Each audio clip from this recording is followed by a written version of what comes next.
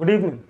बेटा आपने 2 लेक्चर पढ़ लिए, दोनों लेक्चर में आपने बेसिक केमिकल काइनेटिक्स का पढ़ा, आपने पढ़ा रेट के कौन कौन से टाइप, और उसके बाद एलिमेंट्री रिएक्शन, कॉम्प्लेक्स रिएक्शन, इस तरीके के कॉन्सेप्ट आपने पढ़े। आज की क्लास में जो हमें कॉन्सेप्ट पढ़ाना है वो पढ़ाना है order, molecularity and integrated rate law. ठीक, तो सबसे पहले हम ऑर्डर की बात करेंगे। ऑर्डर क्या होता है? ऑर्डर, तो अगर बेटा मैं ऑर्डर की बात करूं तो इसकी डेफिनेशन क्या बनेगी? It is the sum of powers of concentrating species in the given rate expression,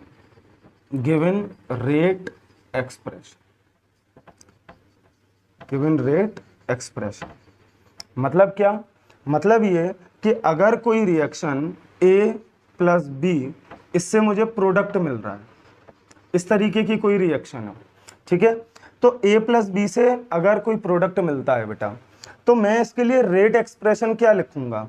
मैंने आपको बताया रेट एक्सप्रेशन हम लिख सकते हैं rate equals to k a raise to power x and B raise to power y. ठीक है, अब अगर इस x और y को दोनों को जोड़ दिया जाए, यानी इन कंसंट्रेटिंग स्पीशीज की पावर्स का एडिशन किया जाए, तो क्या होगा? आपका ऑर्डर एस्टिमेट होगा। ठीक, अब आप कहोगे सर ये x और y ये क्या 1 के बराबर होंगे, यानी क्या इनके स्टोइचियोमेट्रिक कोफिशिएंट के बराबर होंगे? तो आंसर आएगा नहीं। बेटा जो भी ये x और y की वैल्यू है ये एक्सपेरिमेंटली डिटरमाइन किया जा सकता है, यानी मैं कह सकता हूं order is an experimental phenomena. कैसा phenomena? Order is an experimental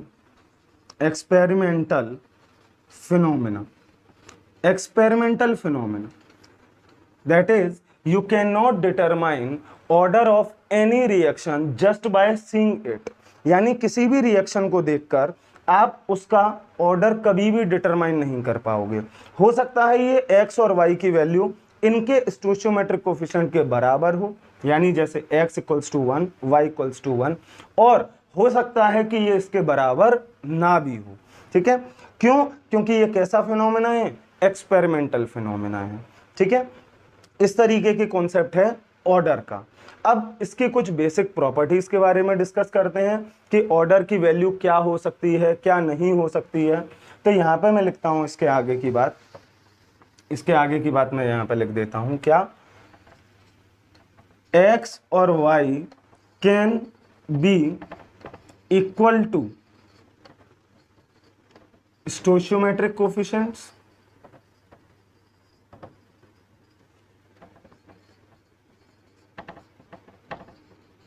और मे नॉट, यानी ये जरूरी नहीं है कि इसके बराबर हो, इनके स्टोइचियोमेट्रिक कोफिशिएंट के बराबर हो भी सकता है और नहीं भी हो सकता। ठीक, तो बेटा इससे क्या कंक्लूजन निकलेगा कि ऑर्डर कैसा फिनोमेना है? Experimental phenomena. अब इसके आगे की बात करते हैं, ऑर्डर की जो वैल्यूज हैं क्या क्या हो सकती हैं, यानी ऑर्डर कैन बी फ्रैक्शनल, यानी ऑर्डर की जो वैल्यू है 1/2, 3/2, 1/3, इस तरीके की भी कोई वैल्यू हो सकती है। दूसरा, ऑर्डर कैन बी 0, ऑर्डर की वैल्यू बेटा 0 भी हो सकती है, यानी जो x और y जो हम वैल्यू निकाल रहे थे, हो सकता है उसमें x की वैल्यू 0 हो सकता है उसमें y की वैल्यू 0 हो। So it can be 0, it can also be negative, ये निगेटिव भी हो सकता है, और पॉजिटिव। ठीक है, यानी फ्रैक्शनल भी हो सकता है, 1/2 हो गया, 1/3 हो गया, 0 भी हो सकता है, -1/2 भी हो सकता है, निगेटिव भी हो सकती है वैल्यू, और पॉजिटिव तो होगी ही, 1 2 3 4 5। ठीक है, ऑर्डर जो होल्ड करता है, लास्ट क्लास में हमने कॉम्प्लेक्स रिएक्शन के बारे में पढ़ा था, तो order holds good for a complex reaction.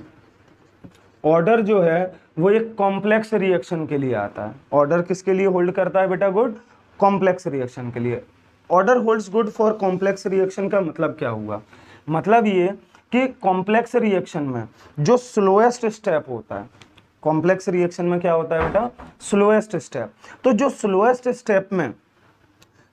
Step में जो भी स्टोइचियोमेट्रिक कोफिशिएंट की वैल्यू होगी वो ऑर्डर के बराबर होगी। और स्लोएस्ट स्टेप कैसे निकालते थे आप? एक्सपेरिमेंटली। इसीलिए कह सकते हैं कि order holds good for an complex reaction. यानी कॉम्प्लेक्स रिएक्शन में जब आप स्लोएस्ट स्टेप एक्सपेरिमेंट के थ्रू निकालते हैं, उसमें जो स्टोइचियोमेट्रिक कोफिशिएंट की वैल्यू होगी वही ऑर्डर के बराबर होगा। जैसे एग्जाम्पल मैंने क्या कहा कि अगर कोई रिएक्शन कॉम्प्लेक्स है, जैसे A प्लस बी, इससे ये फर्स्ट स्टेप है, C प्लस डी प्रोडक्ट बन रहा है, ठीक है। अब C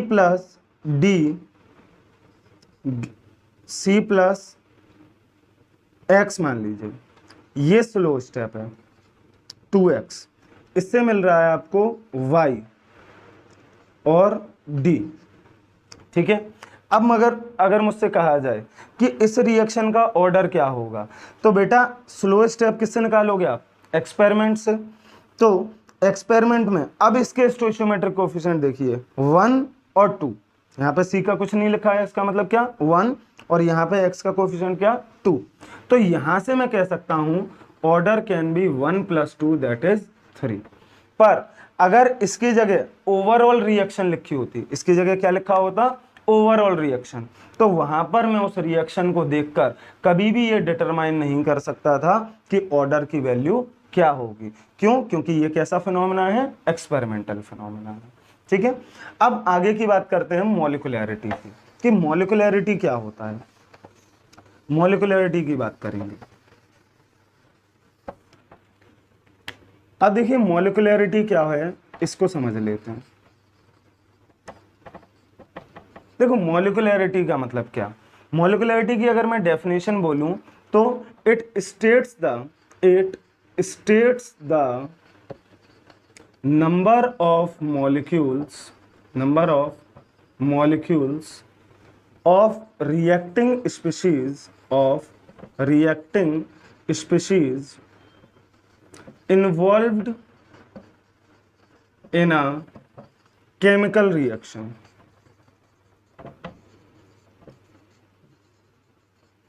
किसी केमिकल रिएक्शन में कितने नंबर ऑफ मॉलिक्यूल्स इन्वॉल्व होते हैं वो क्या होता है? उसका मॉलिक्यूलैरिटी होता है, ठीक।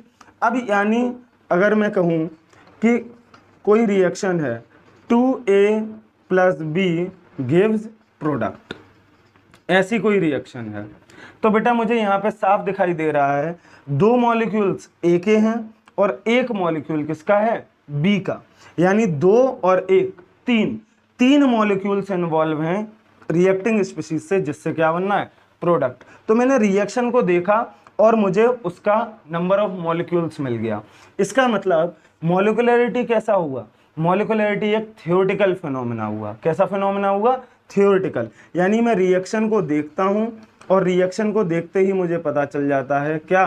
कि इसका मॉलिक्यूलैरिटी कितना हो, ठीक। So we can say molecularity is an theoretical phenomena. It is a theoretical phenomena. कैसा फिनोमेना है? थियोरेटिकल।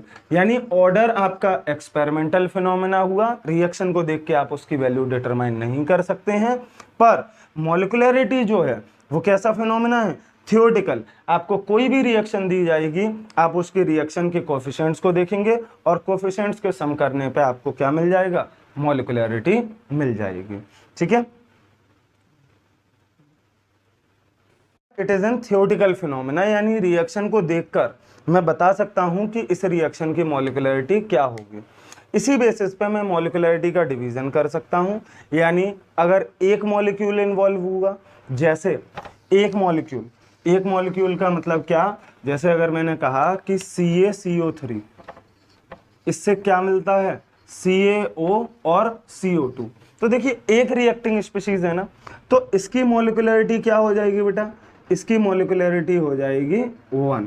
ठीक, यानी इसके बेसिस पे मैं क्या कह सकता हूं, it is a unimolecular reaction. कौन सा, यूनिमोलिकुलर, यानी एक मॉलिक्यूल इन्वॉल्व है इस रिएक्शन में। अगर यहां पर कोई 2 स्पीशीज होते तो बाईमोलिकुलर, अगर 3 होते तो ट्राईमोलिकुलर। तो बेटा थियोरेटिकली तो मैं कह सकता हूं कि कितने भी मॉलिक्यूलर हो सकता है, यानी 10 मॉलिक्यूल भी हो सकते हैं, बट ये प्रैक्टिकली पॉसिबल नहीं है।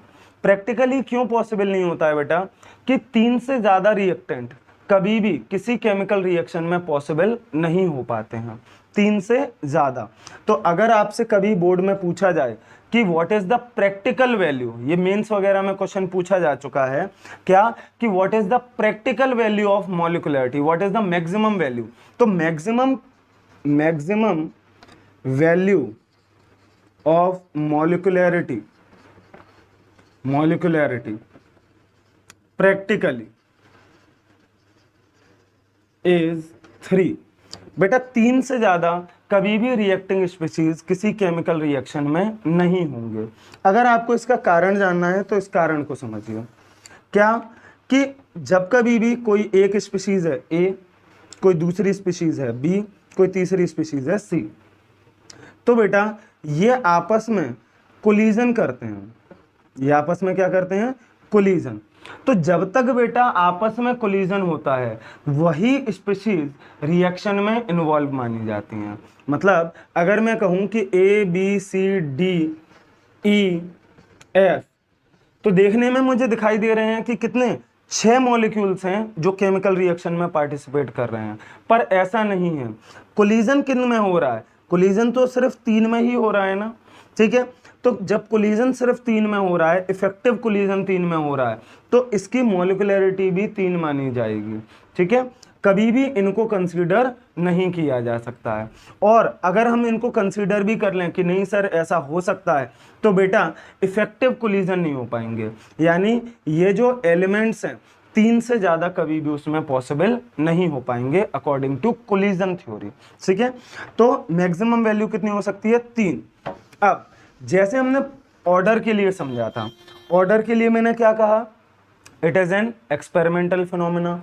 तो मॉलिक्यूलरिटी कैसा बेटा, theoretical phenomena.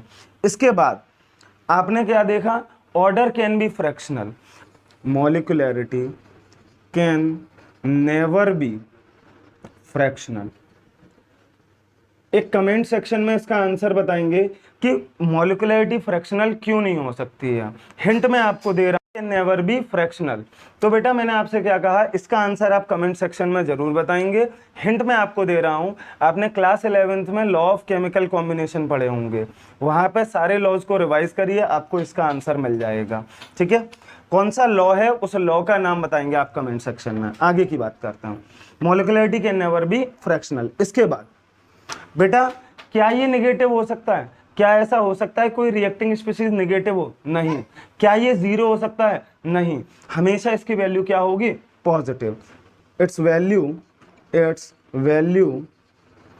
Is always positive. और पॉजिटिव वैल्यू का मतलब क्या, +1 +2 +3। थियोरेटिकली ये इससे ज्यादा हो सकता है, +4 +5 +6, बट जैसा मैंने आपको बताया प्रैक्टिकली इसकी वैल्यू मैक्सिमम कितनी होगी बेटा, +3। जैसे मैंने ऑर्डर में आपको बताया, it holds good for an complex reaction. बेटा for molecularity it holds good for an elementary reaction.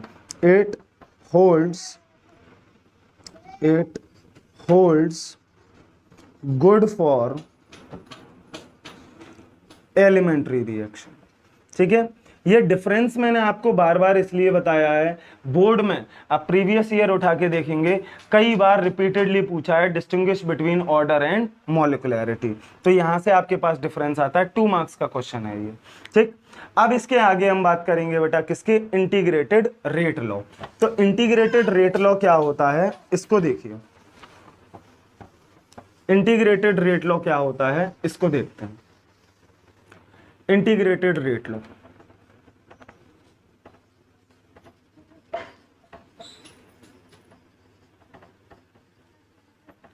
Integrated rate law.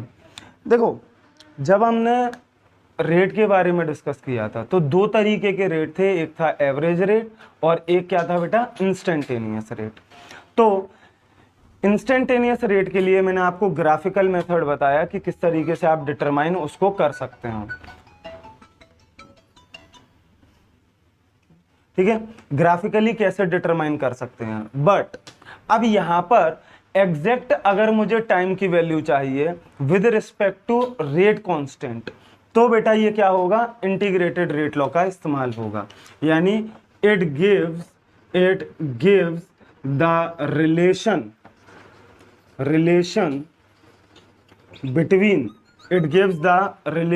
Between किस किस के बीच का रिलेशन देता है बेटा, ये किस किस के बीच का रिलेशन देता है, ये रिलेशन देता है टाइम एंड रेट कांस्टेंट, ठीक है। It gives the relation between time and rate constant for any instant, किसी भी इंस्टेंट ऑफ टाइम के लिए टाइम का और रेट कांस्टेंट का और कंसंट्रेशन का क्या रिलेशन होगा, वो क्या बताएगा, इंटीग्रेटेड रेट लॉ। हमारे सिलेबस में सिर्फ दो हैं, एक जीरो ऑर्डर के लिए और एक किसके लिए बेटा, फर्स्ट ऑर्डर के लिए।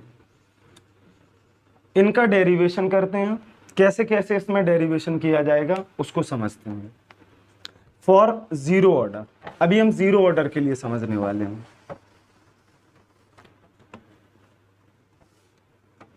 अब देखिए जीरो ऑर्डर के लिए, जीरो ऑर्डर रिएक्शन की बात करूं, so consider an hypothetical reaction which gives A to P.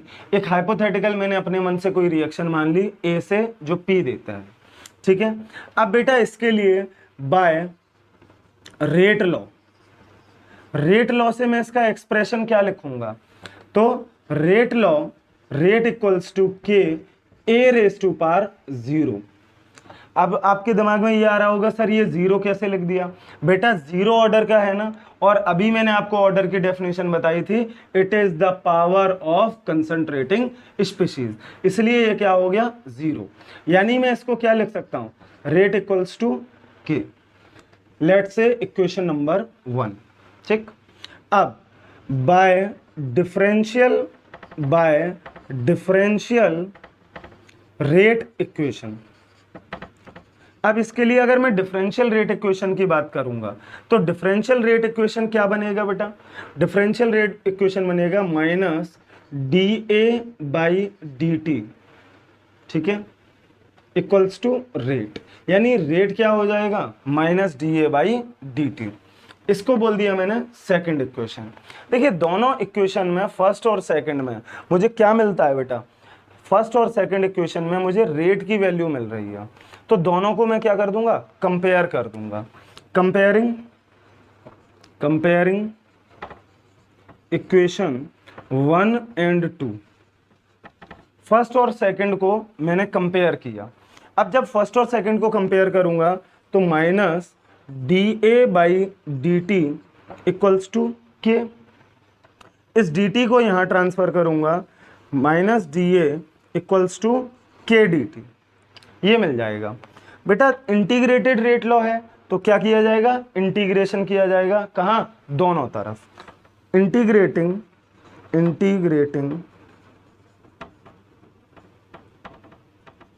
Integrating both sides, दोनों तरफ मैंने क्या कर दिया, इंटीग्रेशन कर दिया।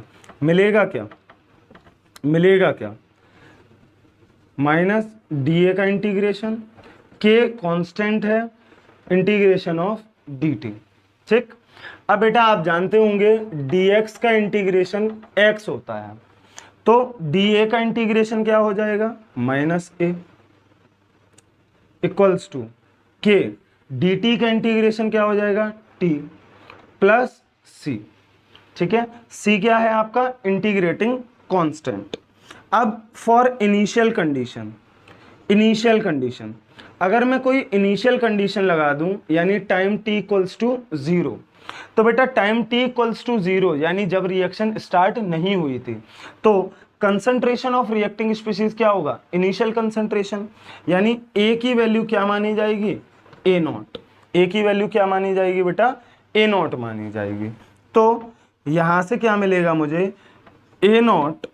अब देखो T equals to zero, T equals to क्या है, जीरो है, तो ये होल एक्सप्रेशन जीरो हो गया, सी मिल गया। अब इस सी की वैल्यू को दोबारा से मैं इस थर्ड इक्वेशन में प्लेस कर देता हूं, ठीक है। Placing value of C in equation number 3, तो क्या मिलता है मुझे, क्या मिलेगा बेटा मुझे, इसको देखिए क्या मिलेगा, माइनस ए इक्वल्स टू के टी माइनस ए नॉट। अब बेटा अगर मैं इनको रीअरेंज करता हूं तो यहां से मुझे एक्सप्रेशन मिलेगा K equals to A naught minus A upon T.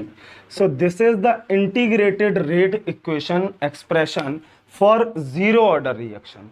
किसके लिए बेटा, जीरो ऑर्डर रिएक्शन के लिए के की ये वैल्यू यहां पे मिल जाती है, ठीक है।